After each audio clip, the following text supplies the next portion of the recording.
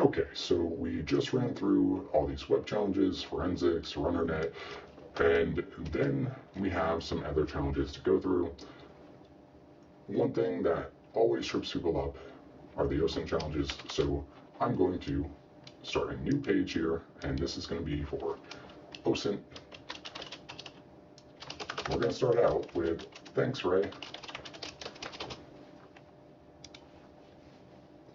Now, before we dive in, the way I always approach any OSINT challenge, I assume that you want me to find something, and I approach this like a detective. I don't know what. I know I'm going to have to piece together information to turn it into intelligence. That's what OSINT is. Open source intelligence, and intelligence is nothing until that information has meaning and context. So, what are we looking for? I say evidence, goal, and that's, find the flag, but where is the flag? What or where is the flag? And evidence is what is provided to us. So we're given people. We have Ray right up top. Thanks, Ray. And let's go through this. Says, I'm not going to lie. With all the information I'm absorbing, I'm about to lose my mind. This is facts. Spent a hell of a semester. It's times like these, I understand how someone could go crazy, like Mr. Foresighted Earth himself. If you don't know who that is, copy and paste and search later. Phrases. So this part of our evidence, we have phrases here. Okay, maybe not as crazy as him, but you get the idea. Speaking of, I really do wonder how he got obsessed with cubes. That way you know, if you find something about cubes, you know you're on the right path. Cool. Simon got an interview with him the other day, Simon being one of our good guys, where it seems like it wasn't just about cubes. Ray mentioned writing it down, but I thought he only wrote the blog. I guess I'm wrong. Mind finding it for me? Stick to the federal stuff, please. Ray didn't trust the Googles. So now we know source has to be federal, not Google, etc. Don't trust that. That's not going to give us what we need. It might point us in the right direction, might point us in the completely wrong direction, and now we're rabbit holing for 5 hours in the middle of the night. Not the best time. When you find it, tell me what he was doing business as. So what's his DBA? And then the page count, and of course the alphanumeric registration ID. Now, I couldn't tell you what I meant by that because it would have just given everything away. But I too kind of give it away in the hint, and you'll see what I mean.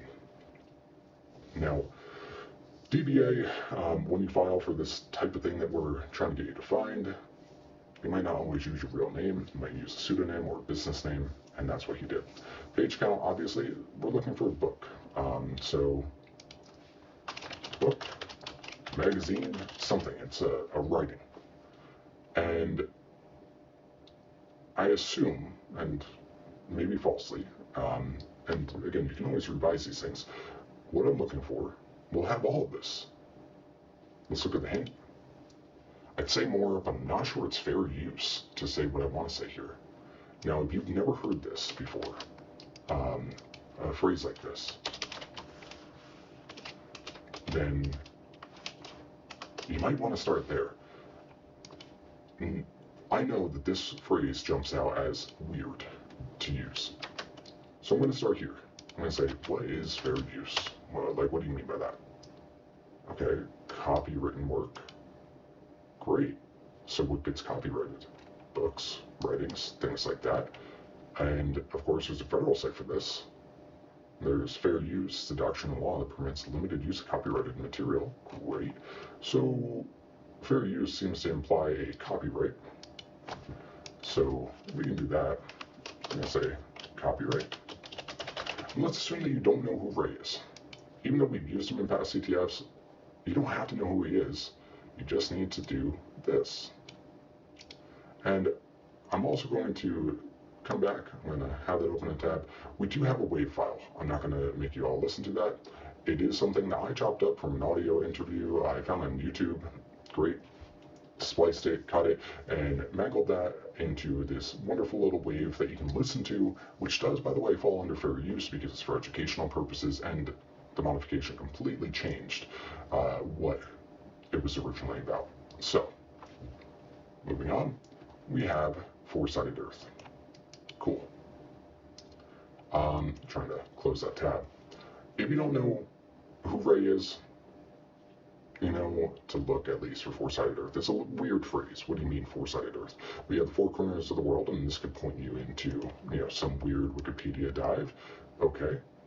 Nah, nothing crazy. Not a lot to go off of here. I don't see anything about a ray. All right. Let's then go here. We see time cube. Well, we know cubes were mentioned, and Ray was mentioned. This is it. For those of you who don't know, Ray is, or was, a schizophrenic man who ran a webpage where he said that basically the world was a lie. And you can do this. You can say time cube, Ray, and you might find some people who have reconstructed the site. This site, I know a lot of people used.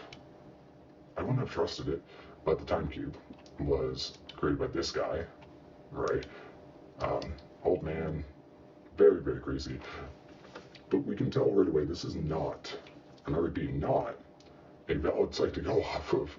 And again, just throwing this out there, would not have used this person like this site at all. We're looking for the government exchange. But before we do, this does have actually useful information. We can say here, was a former electrician and inventor who actively promoted the game of marbles. Ooh, that is actually going to come into play later, although this does not link to where you need it to go. However, you can see that how we did it was through Otis E. Ray, and we'll go there just for the sake of this. We can see, there's a marble game resembling golf. It was followed by Otis Eugene Ray. He also did a bait bucket, some other things. Not the right site though. This is still Google. It's still not a government site. And we could go through the patent office, but that's not what we're doing. We say fair use. Copyright is where it's at. So we saw copyright.gov earlier. So that's what we're going to do. We know now that Ray is Otis Eugene Ray. We saw that on that Wikipedia, and we can search our copyright records. And you could search through all these, but we know he wasn't born in 1870. We know he wasn't born around here, although he would have been alive. We're looking for, official public catalog. We can look here first, and if it's not there, move on. Now, in this case, you do need to understand how to query on this specific database, and we need to go last name, first name. So Ray, Otis. Once you know it, it's one result. Mr. Marbles, Marbles for Everyone by Gene Ray, i.e. Otis Eugene Ray. Yes, that time cube guy who was obsessed with marbles, and we could see from that weird Wikipedia thing that wasn't Wikipedia, we have that. And this is everything we need. So we have JerseyCTF, and we see Knuckle Pool Co. So we tell you to spell it like that, and for the record, gave you the little period there so that you know that it's right there and that it's going to say co. Not everybody will do that, but cool. And then we say page count. It says it right there under description, 144. Cool. And then the last thing that we needed was the registration ID, the number right here.